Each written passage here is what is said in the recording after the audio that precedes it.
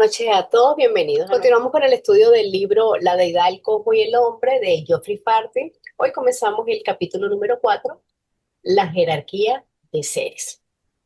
Antes de comenzar el capítulo, recordemos que la palabra jerarquía proviene del griego y se compone de dos elementos: sagrado, santo o principio, y origen, mando, o sea, autoridad, lo que literalmente pues significa el gobierno sagrado. O sea, es el orden de los principios sagrados o autoridad fundada en lo sagrado. Es un orden sagrado. Y en el orden metafísico implica la mediación entre lo divino y lo humano, no como una pirámide de poder, sino como una gradación de conciencia, una gradación de funciones y por ende también una gradación de responsabilidades.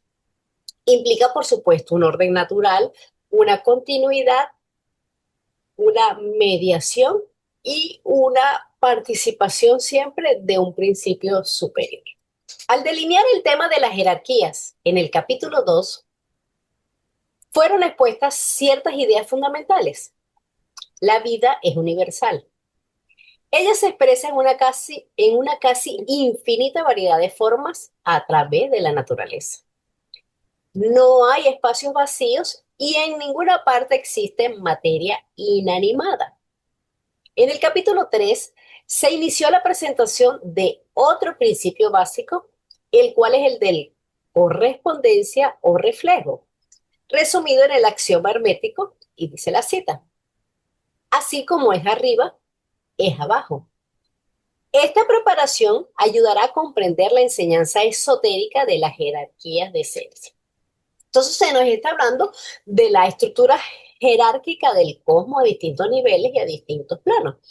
La jerarquía, para poderla comprender y estudiar un poco mejor, comienza desde los seres inferiores, o sea, desde los elementales, desde el reino elemental. De esto vamos pasando por muchas gradaciones a través del hombre y luego hasta las entidades poshumanas, o sea, el reino dianchopánico. Entonces, estas entidades superiores, los que ya han pasado el reino humano, son a la vez los creadores y los directores de todas las cosas existentes. Todo, absolutamente todo en el cosmos está guiado, está controlado y está animado por seres casi interminables de jerarquías de seres conscientes. Cada uno teniendo una misión que desempeñar, una función, y de los cuales son como mensajeros. Solo como en el sentido de que son los agentes de las leyes kármicas y de cualquier ley cósmicas. Y ellos, por supuesto, varían infinitamente en sus grados respectivos de conciencia, en sus grados respectivos de inteligencia. Entonces, para que haya actividad o función en cada uno de los planos de existencia, debe haber ¿qué? Seres activos. Esto es, alguien haciendo algo para lo que está capacitado. Estudiar la jerarquía es sumamente importante porque nos permite saber quiénes somos y dónde estamos. La vida es universal. La ciencia esotérica muestra que cada átomo de sustancia, no importa de qué plano sea, en sí mismo es una vida. Allí donde hay vida, allí hay conciencia. Todo en el universo, a través de todos sus reinos, es consciente. Esto es, está dotado con una conciencia de su propia clase y sobre su propio plano de percepción. Entonces, lo que nos está diciendo aquí, y nos ha dicho siempre el ocultismo, que no existe materia muerta. En todo hay luz, en todo hay vida, desde el universo, desde el macrocosmos hasta lo más chiquitico, hasta una piedra. Entonces, la vida no es un fenómeno que está limitado a los seres orgánicos complejos que conocemos, sino que es una cualidad inherente a la materia misma, hasta en sus constituyentes más básicos, como son los átomos. Si cada átomo posee vida, como lo está diciendo la cita, ¿verdad? Entonces, posee también algún tipo de conciencia.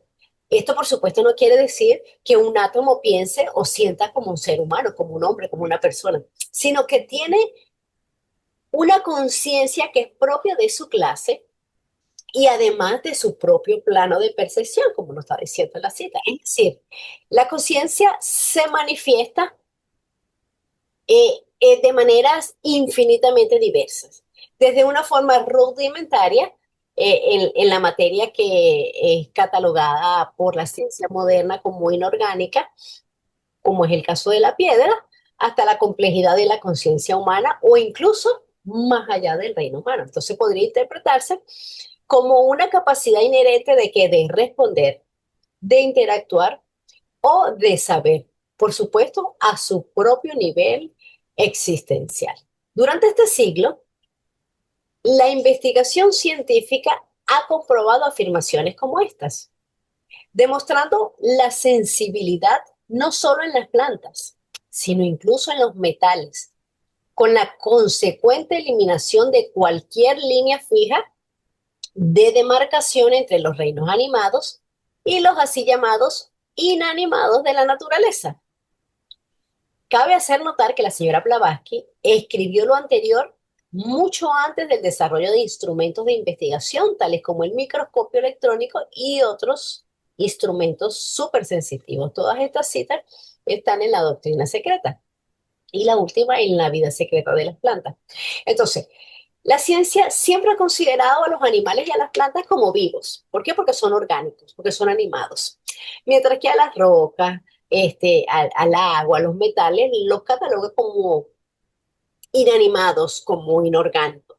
Sin embargo, la ciencia moderna está descubriendo o comenzando a descubrir propiedades o comportamientos en los que antes se consideraba como algo inerte, que los está haciendo reconsiderar estas categorías. Entonces, así que la frontera entre lo que está vivo y lo que no está vivo ya no está tan clara ni es tan absoluta como lo pensaba la ciencia. Entonces, lo que la ciencia ahorita considera vivo tiene una organización celular, tiene un metabolismo, o sea, que se nutre, que incorpora materia y energía del entorno, que respiran, que excretan, que tiene homeostasis, o sea, que tienen la capacidad de mantener su ambiente interno, tienen este crecimiento, que hay desarrollo, que hay sensibilidad al sentido biológico. Eso es lo que considera la ciencia como algo vivo.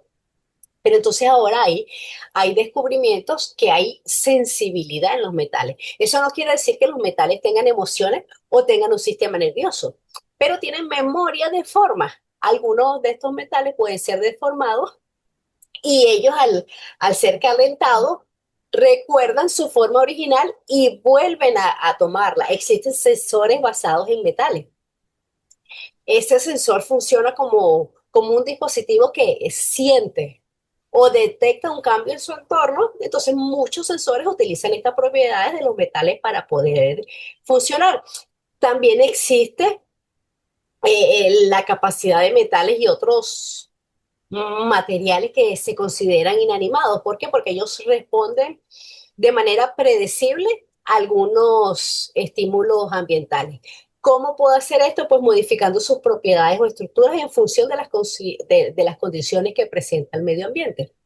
Entonces, ellos están exhibiendo comportamientos complejos a escala, por supuesto, microscópicas, que los obligan a reevaluar la definición de qué es inerte y de qué tiene vida o que no tiene, de que no tiene vida.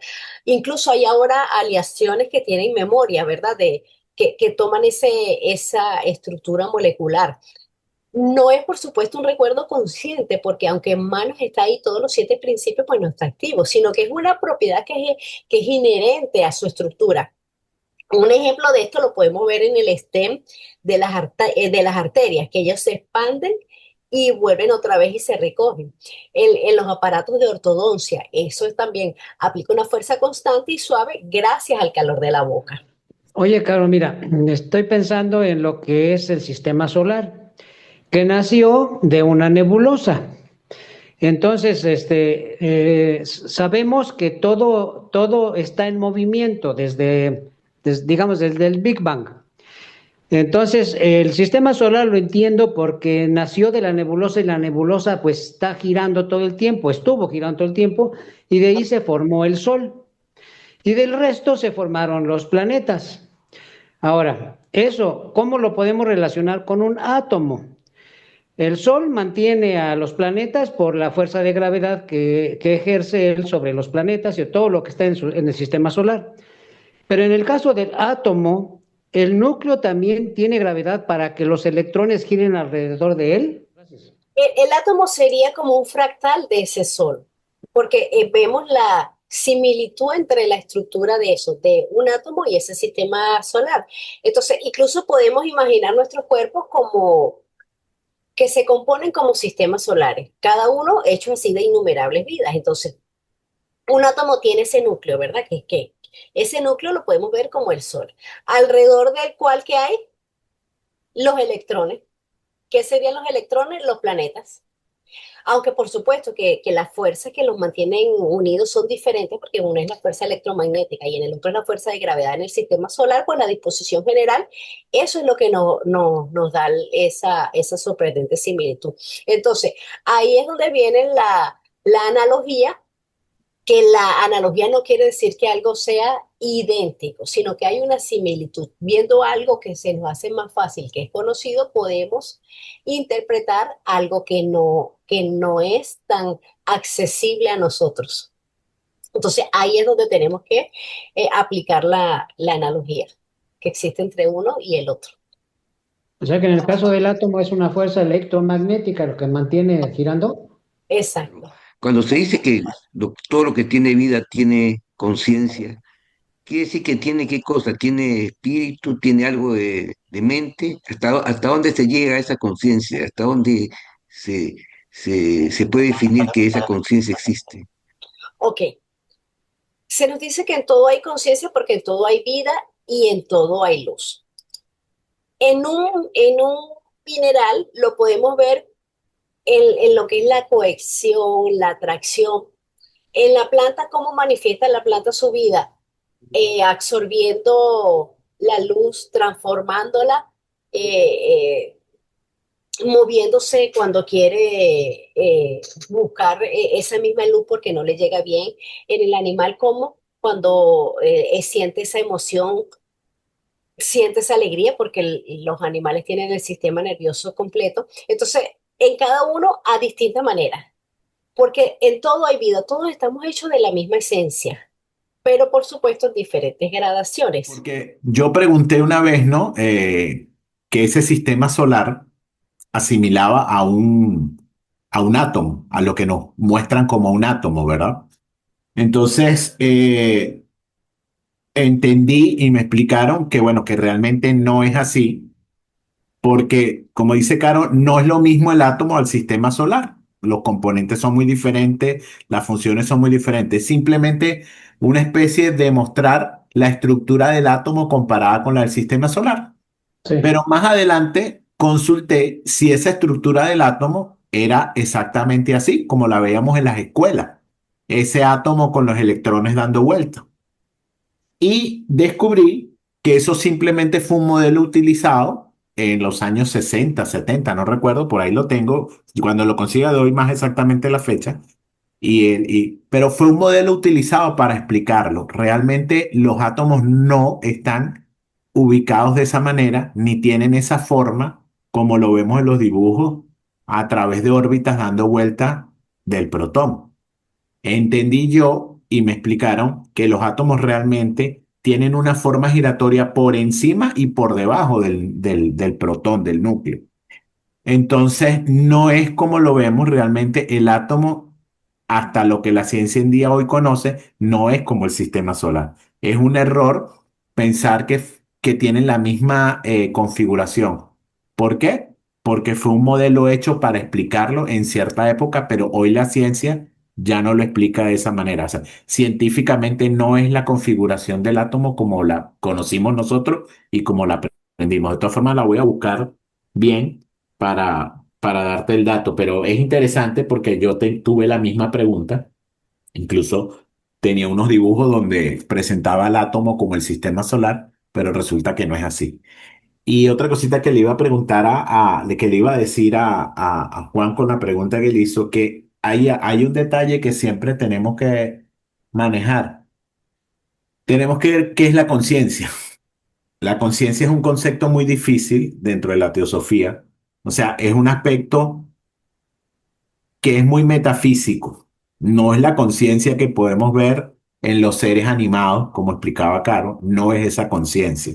Esa conciencia que se refiere a la teosofía y dice está en todo tiene conciencia, es muy difícil de verla. Blavatsky dice que, claro, esta es la conciencia en el ser humano y de ahí de repente hay que sacar un poquito la analogía con el resto de seres y con el universo. Miren, ella nos dice así. La conciencia, como he dicho, son las impresiones proyectadas por este ego sobre el hombre físico. Este ego con E mayúscula quiere decir el ego superior sobre el hombre físico, las impresiones, las que constituyen lo que llamamos conciencia. Y es en la proporción en que la personalidad, el alma inferior, se una a su conciencia superior o ego, en la que será marcada la influencia de este último en la vida del hombre mortal.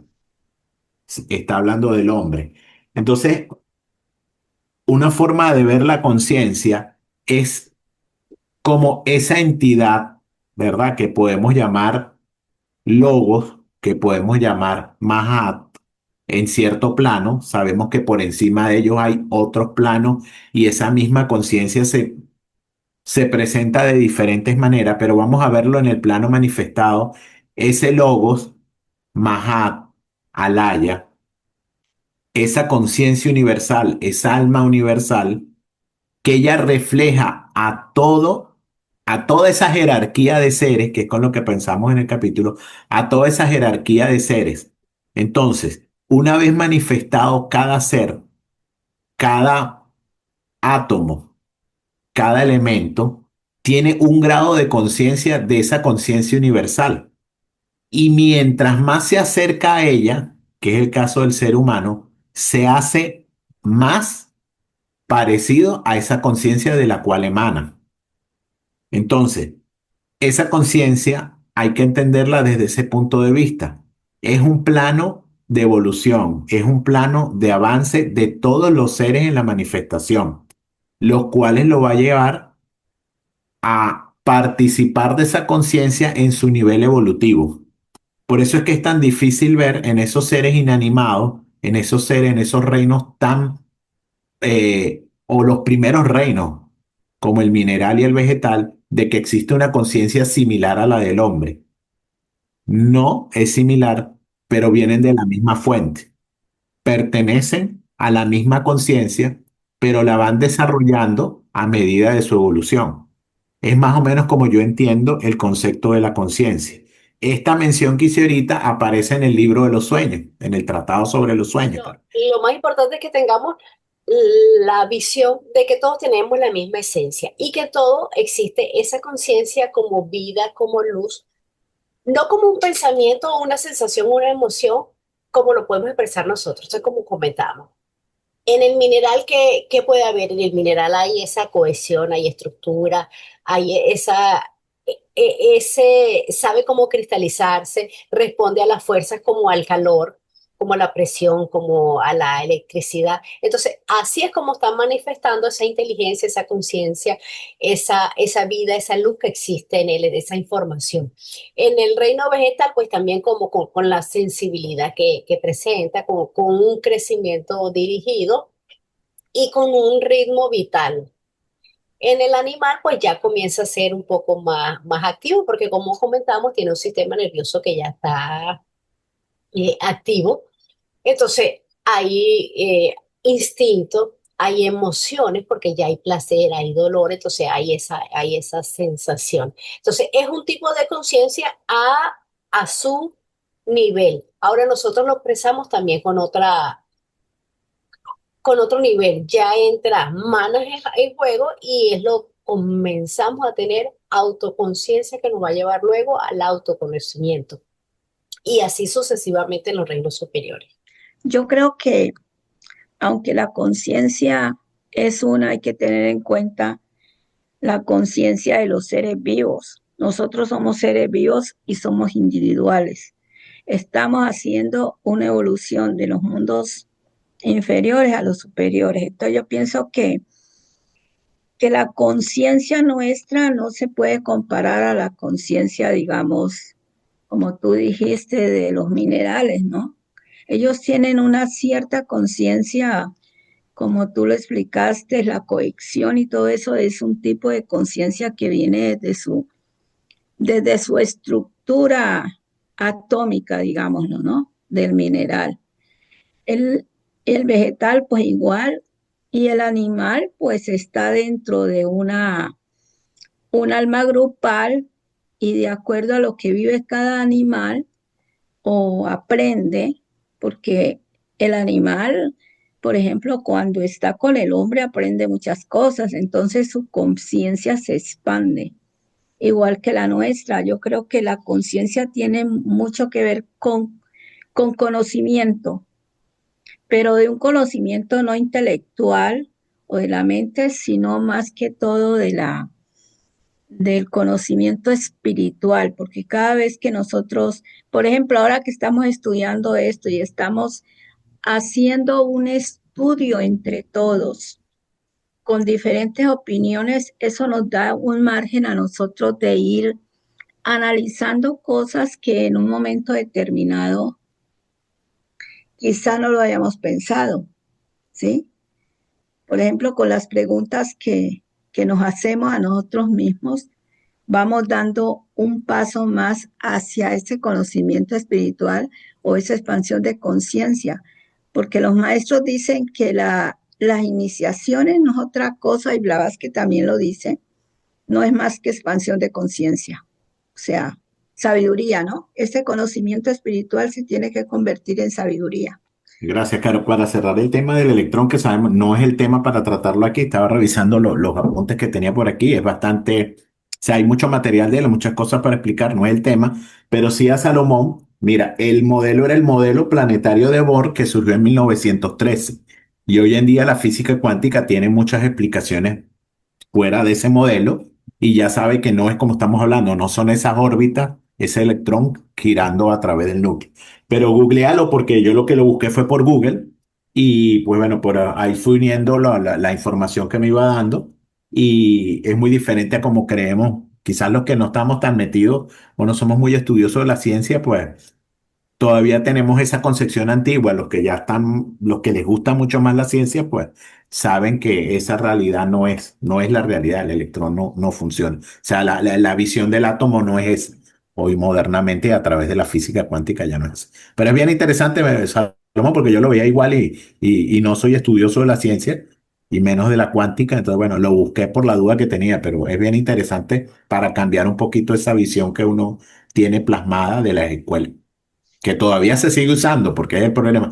No es el problema, sino todavía se sigue usando. Entonces se refuerza. Ya la parte científica es diferente. El cuerpo humano presenta un modelo en miniatura de la estructura jerárquica del cosmos. Los átomos y moléculas químicas que constituyen el material de las células son estructuras vivas. Hay un alto grado de organización en las células vivas que contribuyen a la formación de los tejidos, los huesos y los órganos, que es el siguiente nivel jerárquico, hasta que llegamos al funcionamiento del todo, el cuerpo mismo. Cada unidad, desde el átomo químico, la célula, el órgano, hasta el cuerpo, tiene su conciencia individual, mientras que al mismo tiempo funciona dentro de la conciencia de una unidad más grande dentro de la estructura jerárquica. Cada unidad está en comunicación con el resto del sistema, del cual ella es una parte, transmitiendo y recibiendo mensajes de una manera que nosotros describiríamos como inteligente en nuestras propias actividades humanas. Ok. Entonces, cada esfera, cada nivel de existencia, cada nivel de conciencia o de expresión de esa conciencia contiene dentro de sí todos los demás niveles. Entonces, no estamos separados, sino que todo se interpenetra y se contienen mutuamente. Esto implica, por supuesto, la unidad fundamental que es subyacente a la aparente diversidad que existe en el hombre, en el cosmos y en el todo.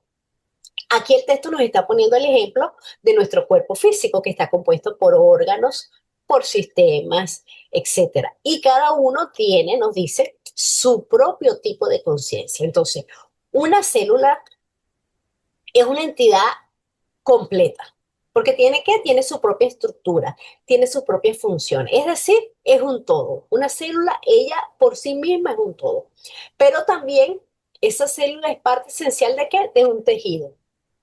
Entonces, ese tejido a su vez contiene todo, su estructura, sus funciones, pero también ¿qué es? Es parte de un órgano.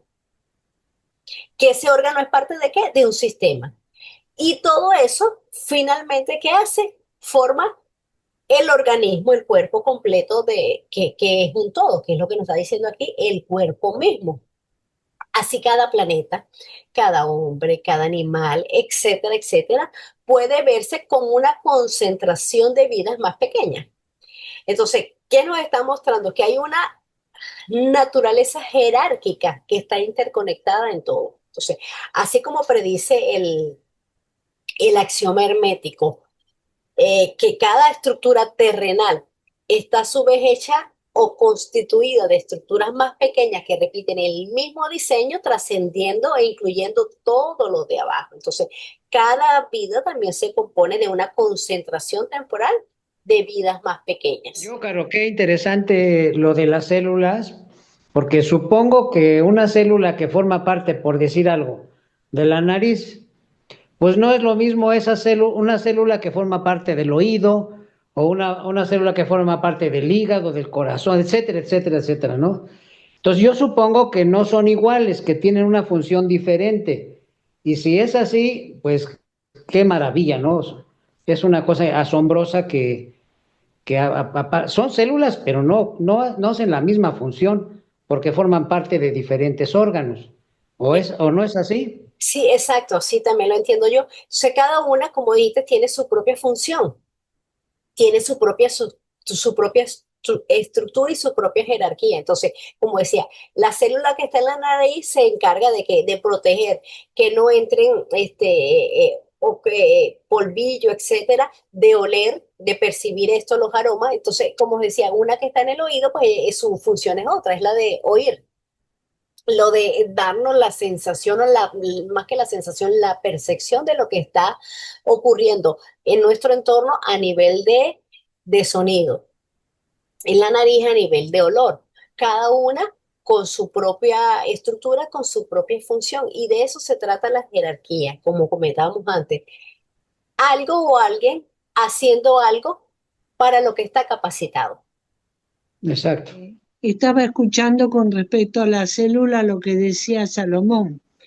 La maravilla de esto, en toda la manifestación, todo es maravilloso, porque los millones de células que conforman el cuerpo humano, cada célula puede formar parte de cualquier órgano, todas están capacitadas.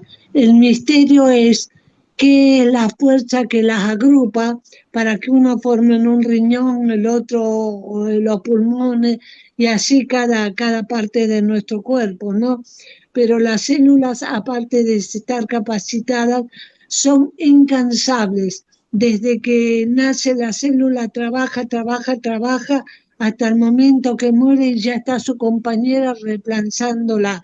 O sea que son ejemplos de vida, todo el trabajo fecundo para que todo ese cuerpo humano siga funcionando en forma perfecta.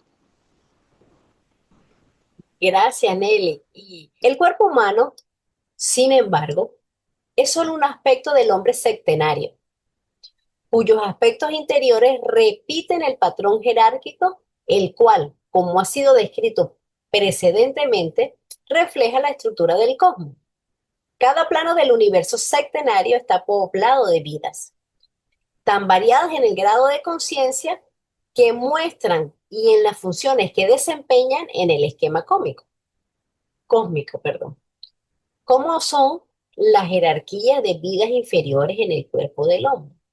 Entonces nos está diciendo aquí que cada ser humano es una copia en miniatura de lo que son los soles, de lo que son las estrellas, o sea, las divinidades vivientes alojadas en esos templos de materia. Entonces, teniendo en cuenta esa similitud entre la estructura que decía a Salomón, ¿verdad? La estructura de ese Salomón con la estructura de un sistema solar, entonces nos podemos así imaginar que nuestro cuerpo es un sistema solar en miniatura, cada uno hecho innumerables de vidas. De hecho, cuando el óvulo humano es fertilizado después de 3 o 4 días, pues el que se ha hecho, se ha dividido, se ha multiplicado y ha crecido. ¿Para qué? Para parecerse a un pequeño planeta. Entonces la clave en todo creo que está en esas similitudes que existen entre ese, quizás ese átomo que no es real, como nos dice ahora la ciencia, ¿verdad? Pero tiene un núcleo, tiene alrededor esos electrones y tiene esa fuerza que los mantienen unidos. Uno es electromagnética y el otro es la gravedad. Entonces, es la disposición general lo que es sorprendentemente similar y es una visión fractal de la realidad. Así como existen los patrones en los grandes sistemas cósmicos, pues se reflejan en los movimientos de nuestros ciclos vitales. También está reflejado en toda la materia que nos va a constituir, que nos está constituyendo. Es una forma de enfatizar pues esa única unidad que está en la naturaleza a diferentes escalas, desde lo inmensamente grande hasta lo infinitamente más pequeño. Por eso se dice que somos el microcosmos, ¿verdad, Caro? Exacto, somos el microcosmo, el macrocosmo, que en realidad es uno, pero somos un fractal de eso. Todo el cosmos está guiado, controlado y animado por series casi interminables de jerarquías de seres conscientes, cada uno teniendo una misión que desempeñar. Ellos varían infinitamente en sus grados respectivos de conciencia y de inteligencia. Eso nos dice la doctrina secreta. La definición de la palabra jerarquía es curiosamente indicativa de la enseñanza oculta. De acuerdo al diccionario Oxford, la etimología de la palabra proviene del griego hieros, que significa sagrado, y archein, que significa regir. Y luego define jerarquía como el cuerpo colectivo de ángeles, agrupados en 3 divisiones y 9 órdenes de diferente poder y gloria. Esto lo nos dice el diccionario Oxford. Es una definición teológica. La definición nombra entonces a cada una de las 3 divisiones en cada uno de los 3 grupos de acuerdo a la clasificación cristiana y agrega que una jerarquía es una clasificación en subdivisiones graduadas, un cuerpo clasificado en grados sucesivamente coordinados, como el gobierno sacerdotal. Entonces, como nos dice el texto, etimológicamente la palabra jerarquía se compone de 2 elementos y quiere decir orden sagrado o gobierno de lo sagrado. Originalmente, este término se utilizaba solamente para referirse a la organización del clero en la iglesia, donde se establecía, por supuesto, ese orden de autoridad, ese orden de poder relacionado con lo divino. Con el tiempo, ese significado se extendió para referirse a cualquier sistema de organización donde hay una gradación de personas, de valores, de rangos o de elementos, donde hay unos superiores y hay otros subordinados. Entonces, desde la visión teosófica, la jerarquía, por supuesto, representa un orden, pero que un orden es espiritual, un orden cósmico, un orden evolutivo, ¿de qué? De seres organizados de acuerdo con su grado de evolución espiritual, de acuerdo con su grado de sabiduría, de acuerdo con su función en el universo. Entonces, hay muchísimas etapas en los reinos poshumanos y se le dan muchísimos títulos a quienes lo alcanzan. La doctrina secreta en el tomo 1 nos dice que estas jerarquías de seres espirituales, por medio del cual la mente universal, Mahat, se pone en acción, sea, se ejecuta, se manifiesta, se asemeja como a un ejército, o sea, una hueste, en donde nos pone el ejemplo del poder militar de una nación y que lo va haciendo una gradación que se compone de ejércitos, de divisiones, de brigadas, regimientos, etcétera, etcétera.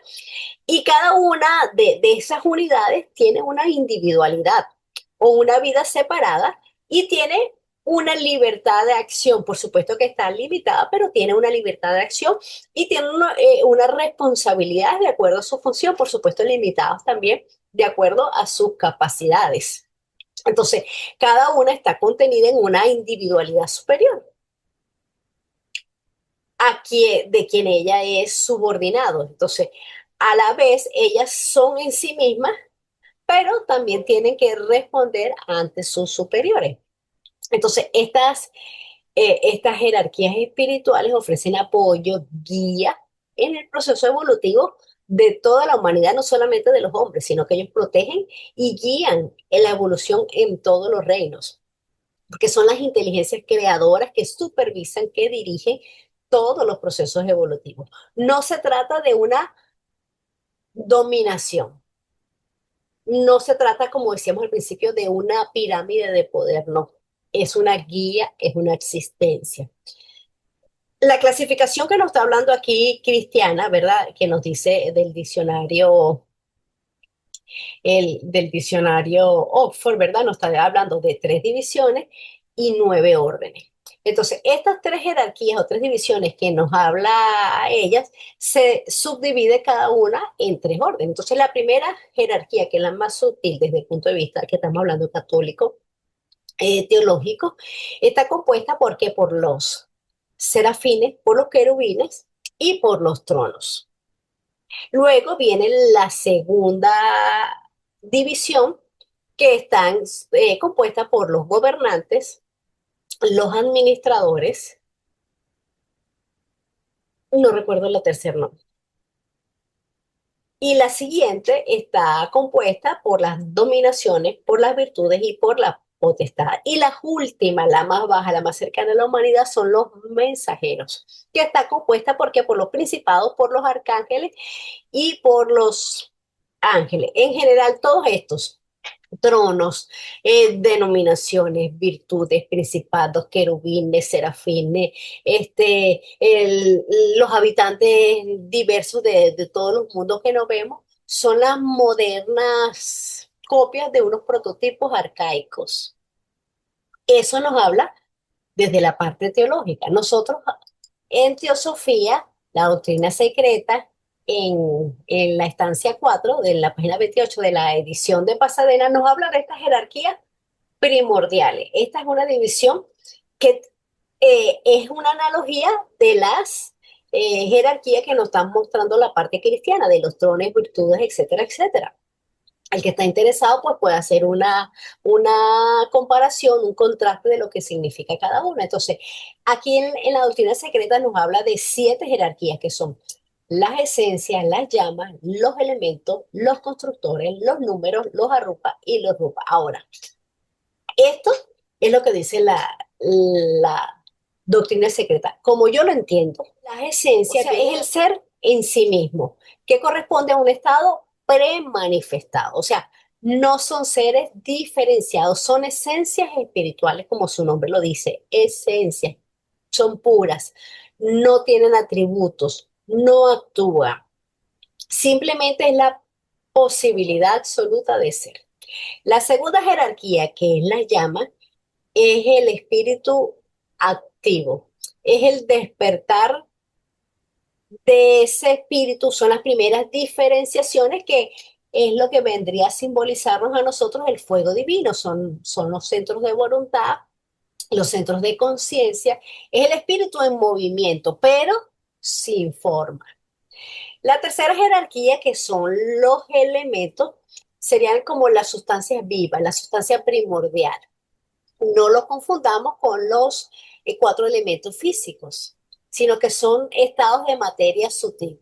Entonces, aquí ya comienza a aparecer la materia o la sustancia, mejor dicho, la sustancia diferenciada. sea, materia que es luminosa, que es sensible, que es plástica. Es el nacimiento de Mula Prakriti. La cuarta jerarquía, los constructores, ellos son de orden también cósmico, serían los arquitectos del cosmos. Entonces, aquí es donde aparecen, según mi interpretación, los Dien Chohan, los constructores, porque ellos van a traducir esa idea de esa estructura cósmica. Ellos son los que gobiernan las leyes, los ciclos, las formas, la evolución en general. Y están relacionados, por supuesto, con el Logos y con Fohat. Son la inteligencia ordenadora del universo. La quinta jerarquía, que son los números, quiere decir la ley de proporción. O sea, es el arquetipo, la base de la geometría sagrada. Es donde están los ciclos, es donde está el karma. Aquí es donde el universo se vuelve inteligible. Son las estructuras matemáticas de la conciencia. Ahora, la sexta jerarquía, Arupa, yo lo interpreto como la mente abstracta. Es la forma sin forma, porque Arupa quiere decir sin forma, o sea, son estados mentales, son arquetípicos, correspondientes al plano manásico superior. Es la mente superior abstracta. Y la última jerarquía, que es la Rupa, es la forma ya concreta, la forma manifestada, porque Rupa quiere decir forma. Entonces, es el mundo de las formas definidas, incluye no solamente el plano físico, incluye el plano astral y el plano psíquico, que aunque nosotros no lo veamos con nuestro sentido físico, tienen forma y entonces están incluidos en ese plano. Y aquí, en esta jerarquía, en Rupa, es donde se va a dar la experiencia concreta, es la experiencia de vida de nosotros, es el campo de nuestra evolución consciente. Este es el teatro de nuestras encarnaciones. Entonces, lo más importante es que veamos que esta concepción de jerarquía de seres se enfatiza en la interconexión que existe entre toda la vida, ¿verdad? Y entonces, esto es todo lo que nos dice que hay un plan evolutivo cósmico que es impulsado por seres de mayor conciencia. Y a medida, como nos decía antes Daniel, que están más cerca de lo divino, pues más participan de esa cualidad. Todos estos seres que en su conjunto constituyen los planos de la naturaleza, son ellos mismos individualmente y colectivamente en sus jerarquías partes del proceso evolutivo. Antes de que alcancen el nivel humano, son agentes irresponsables de la ley que opera a través del universo.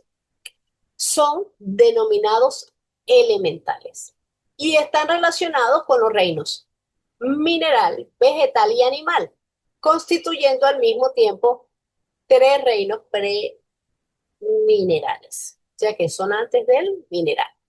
Más allá del nivel humano, hay jerarquías de conciencia aún más elevadas. Un logos como un ser colectivo, la vida del gran esquema.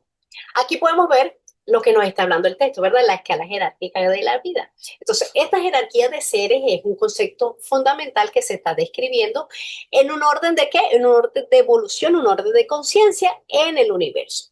Y no se refiere solamente a nosotros los humanos, sino a absolutamente a todas las formas de vida, porque ya dijimos que en todo hay vida y luz, hay información. Entonces, desde los más elementales hasta los más elevados. Cada plano de existencia está constituido por diferentes jerarquías, cada uno con su propia vibración y cada uno con su propio tipo de materia, acorde a qué, al plano donde se está manifestando esa conciencia. Entonces, el esquema jerárquico que nos muestra la doctrina secreta de nuestro mundo está compuesto por 10 reinos. Cada uno de estos reinos representa un estado y puede ser considerado como el medio en que los seres que están ubicados allí pueden obtener las experiencias necesarias para poder alcanzar etapas superiores de desarrollo. Entonces, los reinos inferiores al hombre, estos que están acá, siguen su jornada cíclica desde los elementales al animal, de acuerdo a un patrón establecido para ellos. con una evolución que es inconsciente. ¿Por qué? Porque solamente tiene un impulso monádico. Eso es por todo el Manvantara. Los Dianchohanes, que son los reinos posteriores al humano, son los que van a regular estas leyes en todo el proceso, mientras, por supuesto, ellos continúan también en su propio avance, porque no quiere decir que aquí hay un tope. Recordemos que en la evolución no hay tope. Entonces, ellos siguen guiando, regulando esas leyes, ayudando a la humanidad y a su vez siguen también su propio avance. Es decir, que en las jerarquías de seres, nosotros en Teosofía las estudiamos dividiéndola en qué, en tres partes. Es una, ¿no? De la manera de estudiar, no digo que es la única. Dividiéndola en tres partes. ¿Y cómo dividimos esas tres partes? Según su materialidad. Primero, si tiene un cuerpo físico, ¿cuáles son los que contienen el cuerpo físico? El reino mineral, el reino vegetal, animal y humano. Si no tiene cuerpo físico, quiere decir que es metafísico, que nosotros no lo vemos con nuestros ojos físicos. Pero que sea metafísico no quiere decir que sea divino o que sea elevado espiritualmente. A los elementales que están antes, que el mineral no los vemos. Y son menos que una piedra, son menos que una roca. Y las jerarquías, cada una tiene un matriz de 7 por 7, que da 343. Esto lo podemos ampliar, este matriz de las jerarquías de 7 por 7 en la carta que HPV le escribe a Cine, que está denominada como la carta 118 y la carta 19. Ahí, el que está interesado puede ampliar un poco más sobre este matriz de jerarquía. Lo que queremos ver acá es que la evolución no se trata de un único ciclo, sino que es una serie infinita de ciclos, donde los cambios se van a generar desde adentro hacia afuera, porque la vida humana necesita manifestarse para poder desarrollar las capacidades que tiene latente, y así que hacer, convertirlas en facultades. ¿Cómo? Por medio de la experiencia. Este proceso cíclico de evolución tiene dos fases. La primera es el arco descendente, el camino de ida. Es donde es mal llamada por algunos, bueno, yo también utilizo el término a veces, involución. ¿Por qué? Porque es una involución del espíritu y una evolución de la materia. Esa es la primera fase. La segunda fase ya es el arco ascendente o el camino de vuelta a casa, donde se da una evolución del espíritu y una involución de la materia.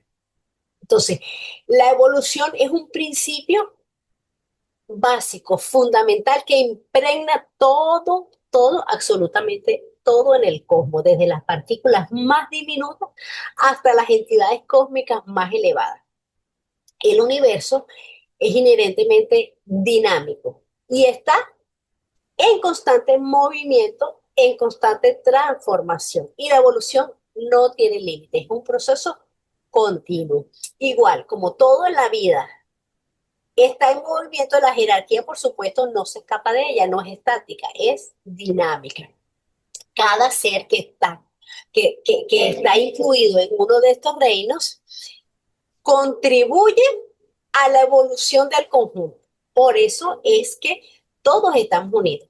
Los seres superiores, a través de su sabiduría, a través de su energía, actúan como guías, como inspiradores. ¿Para quiénes? Para los que estamos en las etapas inferiores. Para nosotros, el reino humano. Entonces, la idea es que la humanidad, a medida que va evolucionando, eventualmente ascenderá a estos niveles de conciencia que ahora son ocupados por los maestros de sabiduría. Entonces, los reinos son jerarquías de vida y cada uno está para servir al inmediatamente superior al de ellos. Entonces, los reinos de la naturaleza están organizados jerárquicamente y cada uno sirve como una base evolutiva para el siguiente. La idea es que la vida va avanzando a través de estas diferentes etapas y cada reino superior depende del servicio y de la sustancia del reino inferior. Este concepto de servicio, por supuesto, está interconectado y es fundamental que lo entendamos para la evolución pues cósmica. Y estas características, ¿en qué se diferencian? Solamente en el grado y en el plano de la jerarquía a la que cada uno pertenece. Cuanto más cerca esté aquí del, de- del, del espíritu, de lo divino, pues entonces hay más homogeneidad, es más puro, está menos acentuada la individualidad. Entonces, Blavatsky enfatizó que los reinos inferiores, porque como estábamos hablando ahorita, que el reino inferior presta un servicio al superior, Blavatsky enfatiza que los reinos inferiores no son herramientas, sino que tienen su propia vida y su propia conciencia en diferentes grados. Entonces, es una relación simbiótica y es espiritual. Entonces, el reino inferior no solamente sirve al superior, sino que también, ¿qué hace? Se beneficia, recibe un impulso evolutivo de su reino superior. Entonces, es una cadena de servicio y de dependencia que es la clave para la progresión de la vida, desde lo mineral hasta la divinidad. Y ahí eso es lo que nosotros no comprendemos, no entendemos, que estos seres que constituyen los reinos inferiores al humano son también nosotros mismos, son nuestros hermanos menores, tienen vida. Aquí ¿cómo podemos ver un ejemplo de esa cadena de servicio, esa cadena de dependencia? Podemos ver cómo ayuda el reino mineral al reino vegetal. El reino mineral que nos da al vegetal le da la base inorgánica para que esa vida vegetal pueda extraer nutrientes. Entonces, la planta, ¿qué hace? Extrae los nutrientes, el nitrógeno, el fósforo, el potasio, etcétera, todo eso que está disuelto en el suelo, que son el resultado, pues, de la descomposición ¿de qué? De rocas, de minerales. No sé cómo es el ciclo de los minerales, pero ahí quedan esos residuos que sirven como abono. Entonces, si esa tierra no tiene una composición o una estabilidad adecuada, pues el reino vegetal no existiría como nosotros lo conocemos. Entonces, es un servicio que, por supuesto, es pasivo, pero es indispensable. Ahora, ¿cómo ayuda el reino vegetal al animal? Lo ayuda de diferentes maneras. Primero, como alimento. Las plantas son la mayoría de fuentes de energía y nutrición para la mayoría de los animales, ya sea directamente si son herbívoros o indirectamente si son carnívoros, porque el carnívoro se alimenta de herbívoros. ¿Qué hace el reino vegetal? El reino vegetal nos da oxígeno a través de la fotosíntesis. Las plantas entonces producen oxígeno que los animales necesitamos para respirar. ¿Qué da también el reino vegetal? Le da la vegetación, le puede dar un refugio, le da un hábitat, le da protección a los animales. Ahora, ¿qué hace el animal al humano? ¿Cómo lo ayuda? Le da servicio, ¿en qué tipo? Le da compañía. Hay animales que han sido domesticados para tenerlos como una compañía, otros son domesticados para transporte, en la agricultura, y todo eso ha ayudado al progreso de las sociedades humanas. Algunas veces pasa la raya y va más a explotación. ¿Qué hace también el reino animal? Es un sustento. Históricamente, los animales son una fuente de sustento de alimentos, de vestidura y de otros materiales esenciales. Entonces, vemos cómo todos se van ayudando. Ahora, me faltó del reino humano al superhumano. ¿Cómo hacemos? ¿Cómo ayudamos nosotros a los Dianchuhan? Sirviendo como un puente. ¿Como un puente para qué? Para que esa información de estos seres elevados sea transmitido a través de seres adeptos, discípulos, ¿verdad? Que han superado ese ciclo de reencarnaciones y entonces, ¿qué nos hacen? Nos guían, nos ayudan a través de entregarnos esa información. Además, ¿qué nos hace? Son una vanguardia evolutiva. ¿Por qué? Porque nos están impulsando, son un modelo a seguir. ¿Cuál es la función de nosotros? Querer ser un maestro, un adepto.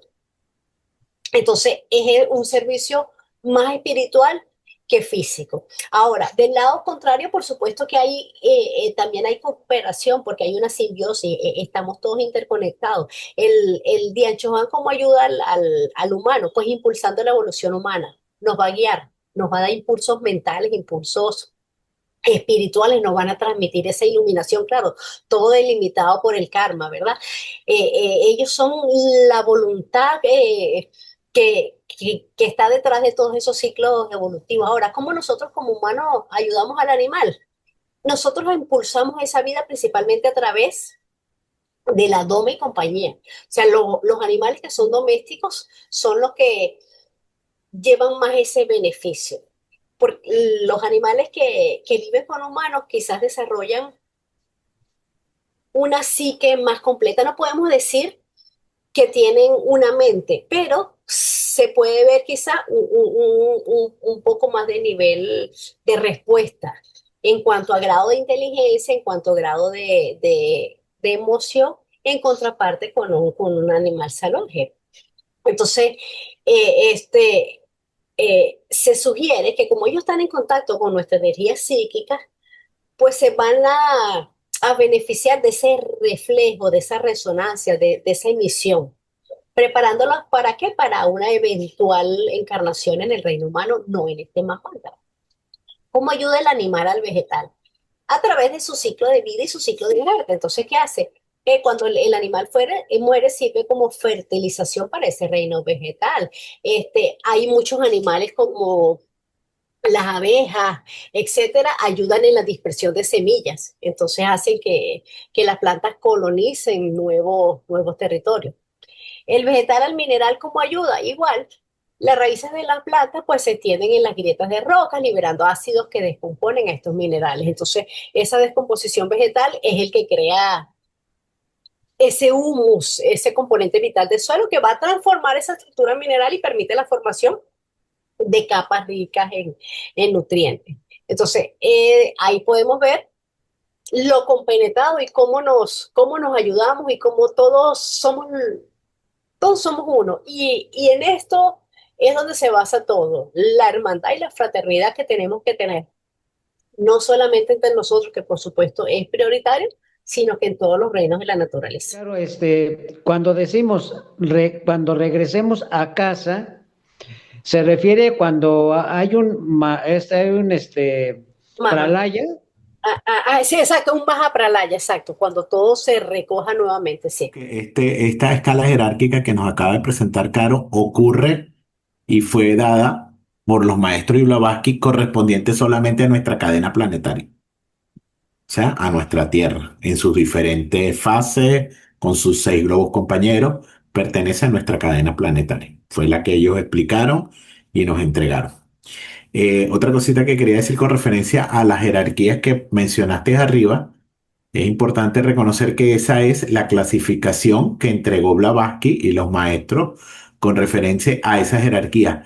Todas las filosofías tienen nombres diferentes, incluso ella lo dice que estos nombres no son los nombres del ocultismo, como el ocultista realmente lo conoce dentro de su filosofía o la filosofía de los maestros de Blavatsky. Ellos tienen otros nombres, pero esta fue la que ella adoptó para efectos de la doctrina secreta en Occidente. Entonces, los nombres de la jerarquía no tenemos que entenderlos como que estos son los únicos o son los definitivos, porque cada filosofía tiene unos diferentes. Y no solo eso, que este es el bosquejo de las 7 primordiales. Como ha explicado Carolina, hay infinidad de jerarquías y cada una tiene un nombre particular. Y Blavatsky siempre dijo que, bueno, que era imposible dar los nombres de todas las jerarquías y que sería algo casi que innecesario porque es tan grande la cantidad de jerarquías que existe y tantos nombres que lo que causaría sería confusión en los estudiantes. Uno de los objetivos que propuso lograr la señora Blavatsky al presentar la doctrina secreta al público fue el de asignar al hombre el lugar que le corresponde en el esquema del universo. Eso nos lo dice en la doctrina secreta 1, el primer tomo. Ok, entonces La teosofía sostiene que los seres humanos tenemos el potencial de alcanzar estados de conciencia y poderes que nosotros le atribuimos a deidades, podríamos decirlo de alguna manera. Aquellos que ya han completado su evolución humana se convierten en maestros de sabiduría, en Mahatma, que es el último reino que nos describe la doctrina secreta, el reino de los dianchos que son metafísicos. Pero ellos no tienen un tope en el límite de evolución, ellos avanzan hacia niveles aún más elevados. Eventualmente se van a fusionar con el lobo, es decir, que todos nosotros somos dioses en formación. No solamente como nos habla la parte teológica, que somos hijos de Dios, sino que nosotros en esencia estamos hechos del mismo material que está hecho cualquier deidad a la que nosotros queramos atribuirle divinidad, aunque estoy redundando en las palabras, ¿no?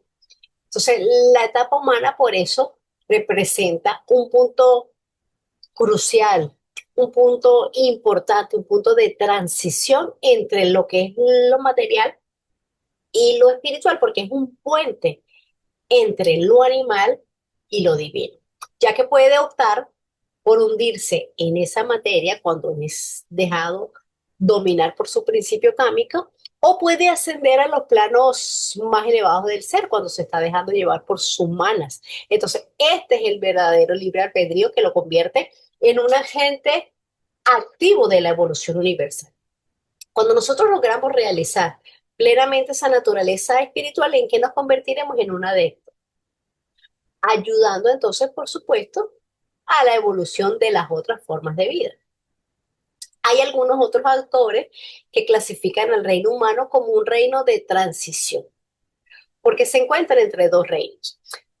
Dice, tiene sus raíces en el mundo animal de donde procede el cuerpo físico, pero sus principios superiores provienen del mundo espiritual. Entonces, en el hombre primitivo, poco puede verse o adivinarse de la grandeza del santo o del genio que está ahí latente, pero esa grandeza está encerrada entre ese cuerpo, entre ese muro de carne. Ahí está la grandeza. Ahora es lograr despertar y activar o hacer partícipe de esos principios superiores en nosotros.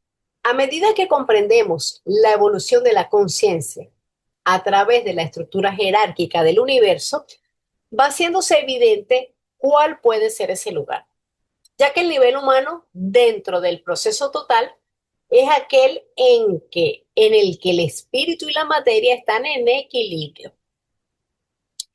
Etapa simbolizada por los triángulos entrelazados del sello de Salomón, en el cual la materia está representada por el triángulo apuntando hacia abajo y el espíritu por el que apunta hacia arriba, que es la dirección del futuro progreso.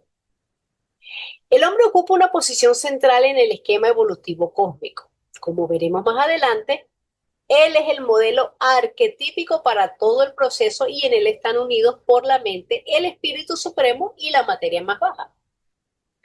La etapa del hombre y su relación a las etapas pre y poshumanas están claramente expresadas en un pasaje de la doctrina secreta. Y el pasaje está en el tomo 1 también. En sobriedad, verdad, todo así llamado espíritu es, ya sea un desencarnado o un futuro hombre, dado que desde el más elevado arcángel, un Dian Chohan, hasta el último constructor consciente, la clase inferior de las entidades espirituales, todos ellos son hombres que han vivido hace muchos eones en otros manvántaras, en estas esferas o en otras. Y así, los elementales inferiores, semi-inteligentes y no inteligentes, son todos futuros hombres. Aunque el hombre se desenvuelve en el reino humano, es incipiente. Le falta algo para llegar a convertirse en un hombre completo. El reino humano representa, como nos está diciendo aquí, el equilibrio de la potencia del espíritu y la materia. Los seres superiores al reino humano, o sea,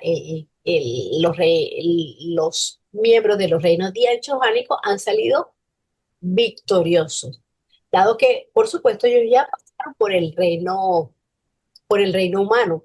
Los seres en los escalones inferiores de la escala de la vida tienen todavía que experimentar esta etapa. El hombre es un participante activo, es un participante esencial en el proceso evolutivo del universo. Su evolución individual contribuye a la evolución colectiva, como veíamos en el diagrama de la escala jerárquica que nos muestra la doctrina secreta. El plan del universo es el desarrollo de la conciencia y es en la etapa humana donde logramos ese despertar. La autoconciencia, lo que entre otras cosas implica trascender la identificación con la personalidad, con el cuaternario inferior, con los vehículos que son temporales, y el reconocimiento de la unidad de todos los seres, y el reconocimiento de nuestra parte eterna. Nosotros tenemos todos los atributos, pero tenemos que desarrollarlos, despertarlos, activarlos. En cuanto a lo que nos habla del sello de Salomón, que nos habla por acá del sello de Salomón, es también conocido como el hexagrama. Y en un contexto más moderno es también la estrella de David, que es un símbolo esotérico profundamente significativo y ancestral. Su representación más común es la que nos habla aquí, son los dos triángulos equiláteros que están entrelazados, formando una estrella de 6 puntas, a menudo dentro de un círculo. El círculo nos da protección, nos indica que está el bien allí presente. El triángulo con la punta hacia arriba representa lo masculino, lo divino, el cielo, el espíritu, la conciencia, la sabiduría, la elevación, el principio activo, o sea, la energía que está ascendente, que es la que busca la conexión con la parte superior, con la inspiración, es la expansión de la conciencia y la trascendencia a la personalidad. Ahora, el triángulo con la punta hacia abajo representa lo femenino, lo terrenal, la materia, el cuerpo físico, las emociones, la intuición, la fertilidad, el principio pasivo y la energía descendente. Esa energía busca una conexión con el mundo material, con la manifestación, con la introspección y con la absorción. Así que el sello de Salomón, según lo interpreto yo, es la unidad de esos dos opuestos, la integración de la dualidad. Entonces, representa cómo lo divino se va a manifestar en lo terrenal y cómo lo terrenal puede elevarse hacia lo divino. Esa es la búsqueda de esa armonía cósmica, de esa armonía personal, es la realización de que nos dice el axioma hermético de que como es arriba, es abajo. Y cierra aquí la cita de la doctrina secreta, nos está diciendo que todos los habitantes de los reinos superiores ya fueron hombres y los otros se están preparando para convertirse en futuros hombres, ya sea en otros manvátaras que ya fueron hombres o en o en los futuros. Entonces, todos es necesario que pasemos por el reino humano. ¿Por qué? Porque es el único reino en donde la mónada puede alcanzar la autoconciencia, el libre albedrío y la evolución espiritual consciente. Sin esta etapa, el reino humano, manas, no sería posible el avance hacia estados superiores de existencia espiritual y eventual completa y perfecta iluminación, porque no existe la autoconciencia. ¿Cómo algo puede darse cuenta de lo que es sus capacidades que tiene latente, que puede activar si no tiene manas para que le dé toda esa información? Bacano. Un punto importante de lo que acabas de decir también es el equilibrio que se logra en el reino humano, ¿verdad? Que como nos dice, es el punto axial inferior, porque va en la cadena de descenso, eh, por donde se logra el equilibrio entre el espíritu y la materia. Esa es la gran importancia de llegar a ser un humano. porque de ahí para adelante comienza prácticamente, se puede decir, en el proceso evolutivo, el camino de retorno, el camino de ascenso. Otra cosita que les iba a comentar, aquí donde está hablando ella del puesto o la posición que ocupa el hombre en el sistema dentro del cosmos, hay un artículo para el que les interese, es un artículo que ella dio otra clasificación de la jerarquía según el budismo. El artículo se llama, perdón, sobre los elementos y los átomos, perdón. Está en el volumen 1 y es el número 11, el artículo, el capítulo 11. Quiere decir que los seres humanos actuales, en algún mantra, hemos sido ya elementales y hemos tenido una experiencia elemental como mónada. Y hasta llegar recién a la etapa humana actual, pero ya tuvimos esta experiencia pasada, como los elementales que actualmente se supone manejan la fuerza de la naturaleza y todo lo que se nos habla, ¿no? No nosotros como individualidad, como mónada ya humana, que la mónada humana está compuesta de Atma, Buddhi y manas. Al momento que tiene manas está individualizada. Entonces ya nosotros, cuando estamos individualizados, quiere decir que llegamos al reino humano. Pero antes, nuestra mónada tuvo que pasar por todo ese reino, nuestra mónada, no nosotros. Entonces, ese impulso monádico es el que lo hace llevar por todo. La mónada tiene que pasar por todos los reinos, tiene que vivir todas las experiencias. Entonces, en el ciclo de involución del espíritu y evolución de la materia, pasamos por los tres reinos primeros, que son los reinos elementales, que tienen infinidad de División. jerarquías, de divisiones. Unos son más conscientes, menos inconscientes, otros simplemente son por impulso. O sea, hay diferentes gradaciones. Después de elemental, esa mónada hace todo ese recorrido. En otro manvantara llega al reino mineral. Pasa, vive todas las experiencias, va pasando desde el, no sé, cuál es el más bajo, será la piedra, hasta el más alto, que sea los cuarzos, etcétera. Y después pasa ese impulso monádico, esa mónada pasa al reino vegetal. Vive todas las experiencias, las absorbe, pasa al reino animal. Vive todas las experiencias, etcétera, etcétera, pasa al reino humano y ¡pac! Nos activan la mente y estamos individualizados. Y jamás volvemos a hacer retroceso porque en la evolución no hay retroceso, hay estancamiento. Pero sí, la respuesta es sí.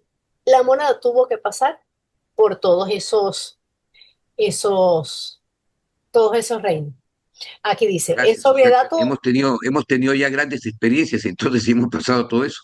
O como eh, mónada, ¿no? O sea, como como impulso mónada, monádico. exacto, como mónada. Bueno, y no solo eso, sino que tienes que repetir. En cada globo se nos dice que repetimos todo ese proceso desde el elemental hasta el reino donde estamos actuando en la cadena.